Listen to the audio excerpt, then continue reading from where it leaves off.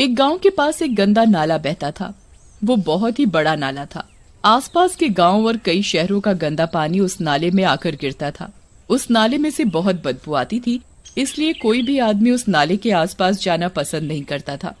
एक रात पिंकू और रिंकू नाम के दो दोस्त शहर से फिल्म देखकर आ रहे होते हैं। कितनी बदबू आवत है इसमें, बहुत ही गंदा है ये तो। जल्दी से खिसक लो, नहीं तो यहीं इसकी बदबू से बेहोश हो जाएंगे। हाँ। तभी उन दोनों को वहाँ एक औरत और एक छोटी बच्ची दिखते हैं। अरे पिंकू, ये औरत और बच्ची इतनी रात में यहाँ कहाँ बैठी है, और वो भी इतनी बदबू में? चल के देखना पड़ेगा। सही कहा तो भैया, बात कुछ टेढ़ी लगत है और दोनों देखो डरावनी भी लागत है। चलो चल करके देखें। ऐसा कहकर वो दोनों तेजी से वहाँ से जाने लगते हैं, लेकिन तभी वहाँ तेज हवाएं चलने लगती हैं और वो दोनों उस हवा में नाले की तरफ खींचे चले जाते हैं। अरे अरे अरे, मर गया रे! रिंकू भैया बचाओ! ई का हो रहा है, मैं तो नाले की तरफ खींचा जा रहा हूँ। बचाओ बचाओ! अरे भैया, हम का घंटा बचाएं तुमको, हम खुद ही खींचे जा रहे हैं।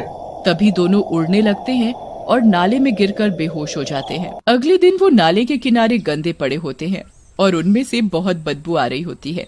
वो गांव जाते हैं, गांव वाले उन्हें घेर लेते हैं। क्या हो मेरे गांव के अमिताभ बच्चन, कल नाले में नहाने गए थे क्या? नहीं नहीं भैया, शायद रात में छोटी गंगा समझ के कूद गए होंगे बेचारे।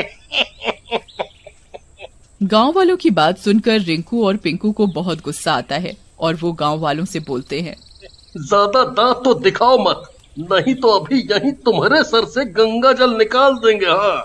रिंकू और पिंकू को गुस्से में देखकर गांव वाले वहां से चले जाते हैं। फिर कुछ दिनों बाद वहां पर एक गांव वाला आता है। उसके हाथ में कूड़े की एक बोरी होती है जिसमें बहुत सा कूड़ा पड़ा होता है।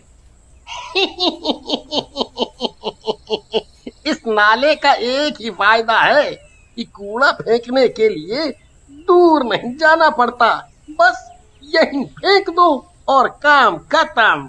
ऐसा कहकर जैसे ही वो गांव वाला कूड़ा फेंक कर घूमता है, उसके सामने एक चुड़ैल खड़ी होती है। अभी कहाँ काम खत्म मेरे लल्लू लाल, अभी तो काम शुरू होता है। ऐसा कहकर चुड़ैल उस गांव वाले की गर्दन उखाड़कर नाले में चली जाती है।